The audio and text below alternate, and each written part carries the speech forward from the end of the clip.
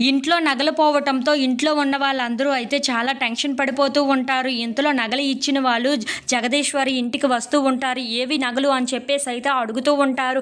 ఆ మాటలు వినగానే అక్కడ ఉన్న జగదీశ్వరి ఇంట్లో నగలు కనిపించటం లేదు, ఎవరో దొంగలు వచ్చి ఇవి తీసుకొని వెళ్ళిపోయారు అని చెప్పేసి అయితే అంటూ ఉంటుంది. ఆ మాటలు వినగానే అక్కడ ఉన్న వాళ్ళిద్దరూ అయితే ఒక్కసారిగా షాక్ అయిపోయి, మీరు ఏం చేస్తారో మాకు తెలియదు, మా నగలు మాకు మర్యాదగా ఇప్పించండి, లేదంటే ఏం చేస్తామో మాకే తెలియదు, ఎంతకైనా తెగిస్తాం, ఆ నగలు మాకు ఖచ్చితంగా కావాలి అని చెప్పేసి అయితే అంటూ వార్నింగ్ ఇస్తూ ఉంటారు. ఆ మాటలు వినగానే అక్కడ ఉన్న జగదీశ్వరి ఇంట్లో ఉన్న వాళ్ళందరూ అయితే ఒక్కసారిగా షాక్ అయిపోతూ ఉంటారు.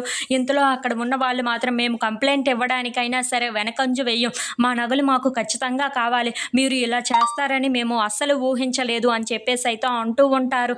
ఆ మాటలు వినగానే అక్కడ ఉన్న జగదీశ్వరి, విరాట్ ఇంట్లో ఉన్న వాళ్ళందరూ అయితే చాలా షాక్ అయిపోయి చాలా బాధపడుతూ ఉంటారు. ఇంతలో అక్కడ ఉన్న శాలిని మాత్రం చాలా టెక్క కుదిరింది, దీనికి నా హోదా కావాలి అన్నది కదా, ఇంట్లో హోదా ఇప్పుడు బాగా దొక్కింది హోదా అని చెప్పేసి అయితే అనుకుంటూ చంద్రకళ వైపు అలా చూస్తూ ఉండిపోతుంది.